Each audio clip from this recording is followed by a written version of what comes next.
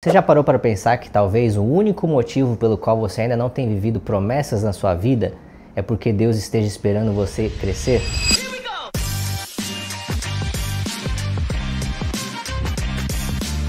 Semana passada tivemos o chá revelação, vai chegar aí o meu segundo filho, o Vivizinho, né, Davi, da quarta geração, Davi Miranda, o quarto. E não apenas esse evento tão especial em família, mas algo que Deus tem progressivamente falado para mim nas últimas semanas, meses na verdade. Deus tem falado sobre maturidade, Deus tem falado sobre crescermos em amadurecimento. Mês que vem eu vou completar 12 anos de ministério e tem uma coisa que eu já entendi de Deus, é que uma coisa Ele queria de mim: cabelos brancos. Tem coisas que somente a experiência da vida, vivência ministerial, vivência familiar e tudo aquilo que a gente enfrenta no nosso dia a dia, somente a experiência vai nos trazer, que é maturidade. Mas muitas vezes a gente não entende a importância disso perante a Deus. Às vezes a gente acha que é somente uma coisa para nosso trabalho, para o exercício do nosso ministério, mas na verdade isso é algo para a nossa vida. Muitas coisas, muitas promessas que Deus tem sobre nós depende da nossa maturidade. Em 1 Coríntios 13, a Bíblia diz o seguinte: quando eu era menino, eu falava como menino, mas quando me tornei homem, deixei para trás as coisas de menino. Quando Paulo escreve isso, ele está falando exatamente sobre essa questão de maturidade, de amadurecimento e de experiência de vida. Mas tem um outro versículo que é tão forte quanto, se não ainda mais impactante, quando a Bíblia Sagrada nos diz lá em Gálatas 4, versículo 1, e diz o seguinte: o que digo que, quando o herdeiro é menor de idade, de nada difere do escravo, ainda que ele seja dono de tudo. Pensa em quão fortes são essas palavras, escrito aos Gálatas, falando sobre o filho e o servo. O filho, ele é dono de tudo. Ele é o herdeiro, está no nome dele toda a herança que o pai conquistou. Enquanto ele é menor de idade, enquanto ele ainda é criança, enquanto ele é imaturo, o pai não confia acesso à herança. Por quê? Porque o pai quer que ele faça uma boa administração daquilo que é valioso. Enquanto ele é menor de idade, nada difere ele do servo que não é dono de nada. Pare e pensa sobre isso. O que Deus já conquistou para você? Qual que é a sua herança, seja ela ministerial, seja ela espiritual, seja ela até mesmo material, que você ainda não tem tido acesso porque Deus esteja esperando você crescer e amadurecer. Para pensar que Davi, ele foi ungido por Samuel como o próximo rei de Israel. Ele devia ter seus 13, 14, no máximo 15 anos de idade. E foram mais de 20 anos depois que ele foi de fato sentar sobre o trono de Israel. Nosso Deus é um Deus de promessas. Ele tem grandes promessas para os seus filhos, ele tem terras prometidas, ele tem grandes conquistas que ele quer nos entregar e nos dar.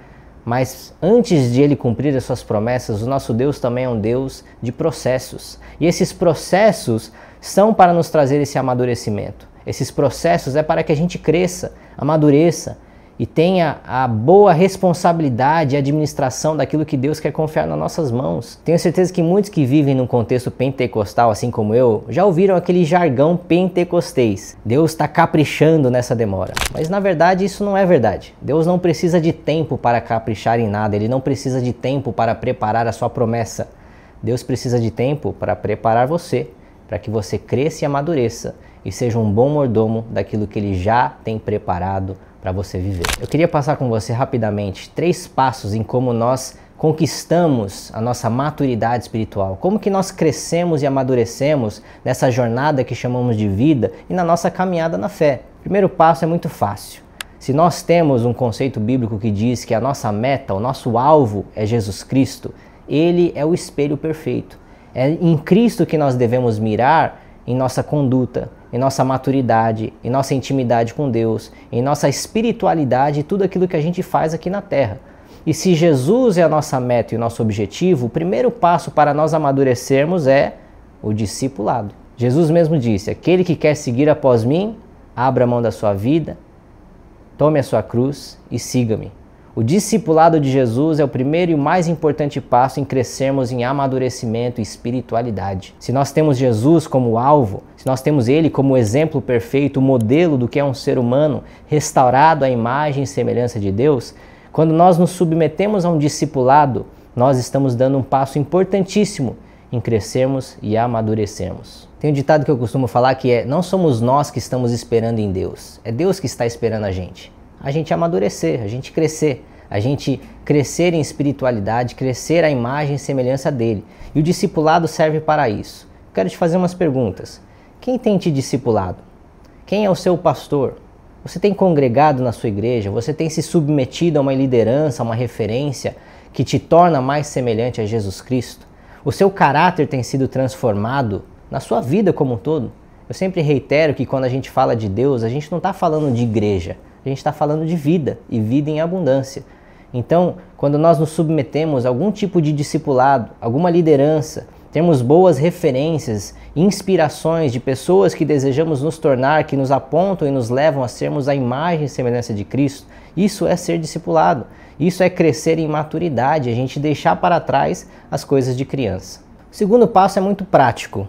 Você tem sido inteligente emocionalmente? Você tem desenvolvido a sua inteligência emocional? Tem um ditado que diz o seguinte: ou você controla as suas emoções, ou as suas emoções controlam você. Você está disposto a abrir mão daquilo que você mais quer hoje para aquilo que você mais deseja para o seu futuro? Isso é uma decisão de inteligência emocional. Quando você começa a ser maduro e você começa a ter experiência na vida, você começa a entender que você controlar as suas emoções, os seus sonhos, as suas ambições, é a melhor coisa que você pode fazer. A Bíblia fala sobre o domínio próprio e sobre a empatia, e são sinais de uma pessoa que amadureceu. Uma criança não tem um domínio próprio. Se ela vê um docinho ali, ela vai querer comer aquele doce instantaneamente. Mas quando nós crescemos, nós começamos a entender qual que é um alimento nutritivo para nós. A gente começa a escolher coisas mais saudáveis, em detrimento àquele prazer instantâneo de comer um doce cheio de açúcar que vai fazer mal para o nosso corpo. Da mesma forma são as nossas emoções. Quando nós damos esse segundo passo prático em amadurecimento, começamos a ter controle sobre as nossas emoções, nós não somos mais dominados por ela. Eu vejo muitas pessoas que não conseguem enxergar a longo prazo, não têm uma visão pensando em anos, décadas, quem sabe, e estão abrindo mão do seu futuro por um prazer instantâneo e as suas emoções estão controlando elas. Isso é ser criança. E quem sabe isso seja um dos fatores pelo qual às vezes Deus derramou grandes promessas sobre a sua vida e você ainda não esteja vivendo isso. Terceiro passo: autoliderança e responsabilidade. Me casei em 2015 e eu lembro que nessa época meu pai falou o seguinte: olha, a responsabilidade vem quando você é exigido a ter responsabilidade. E aquilo me trouxe uma reflexão muito importante sobre essa questão de autoliderança e responsabilidade.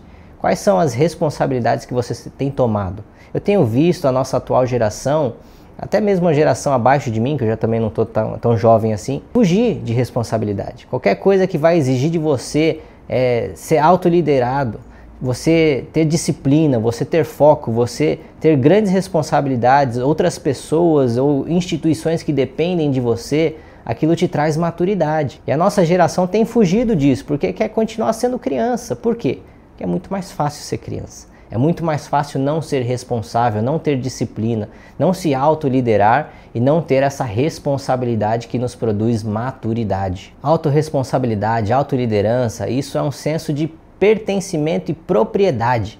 Quando você chama a responsabilidade, quando você, no jargão popular, chama a bronca para si mesmo, você está naturalmente dando um passo muito forte em amadurecer, porque aquilo vai te produzir essa maturidade, vai te produzir essa paciência, essa disciplina, essa autoliderança. Isso vai te esticando e você vai amadurecendo, e certamente isso é algo que Deus deseja para você. Qual é uma das parábolas que eu vi na Bíblia que falou muito sobre isso comigo? É a parábola dos talentos. Para um Deus deu 1 talento, para outros deu 2, para outros deu 5. O que recebeu 2 e o que recebeu 5, eles produziram mais 2 e produziram mais 5. Eles produziram, na verdade, a mesma coisa. O que recebeu 2, ele duplicou aquilo que ele tinha recebido. O que recebeu 5 também duplicou o que ele tinha recebido. Mas aquele que só tinha 1 e escondeu o seu talento, ele não mostrou nenhum tipo de disciplina, nenhum tipo de autoliderança e nenhum tipo de responsabilidade. Quando voltou o bom mestre, ele devolveu aquele talento e o mestre falou: olha, você não foi fiel no pouco, você não teve responsabilidade, você não amadureceu com aquilo que eu dei nas suas mãos, então eu vou pegar aquilo que você tem e vou dar para aquele que produziu 10. Então a Bíblia fala sobre essas questões. Será que você tem sido responsável na sua vida? Será que você tem tido essa responsabilidade com aquilo que Deus confiou nas suas mãos? Eu acho que uma pergunta que é muito importante nós sempre fazermos é: o que eu tenho em mãos? No momento que você fica se comparando com alguém que tem mais talentos que você, eu tenho só um, mas fulano de tal tem 2, fulano de tal tem 5, você não tem responsabilidade, você não está se autoliderando e você não está tendo zelo, você não está sendo fiel no pouco. Então a pergunta que nós devemos fazer é: o que eu tenho em mãos?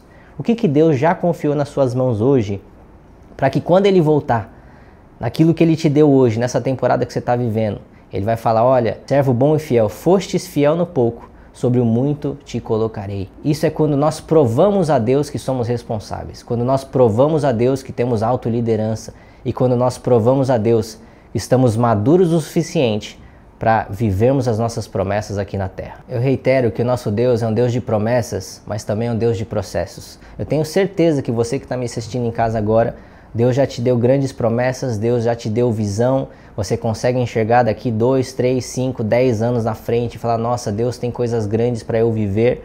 Mas quem sabe, a única coisa que tem te mantido nesse lugar de espera, onde as coisas parecem que não acontecem, muitas vezes você até se questiona: será que Deus se esqueceu das promessas para a minha vida? Será que Deus se esqueceu de mim? Eu te garanto que não, porque Deus não é homem para mentir, nem filho do homem para se arrepender. Quem sabe a única coisa que tem prevenido que você viva suas promessas é que você cresça e amadureça na presença de Jesus. Você que me assistiu até agora, eu queria te pedir um favor. Se você pudesse se inscrever nesse canal, deixar seu like aí e compartilhar com o máximo número de pessoas, assim o algoritmo entende que o conteúdo é relevante e vai entregar para mais gente. Deus abençoe vocês e um grande abraço. Até a próxima.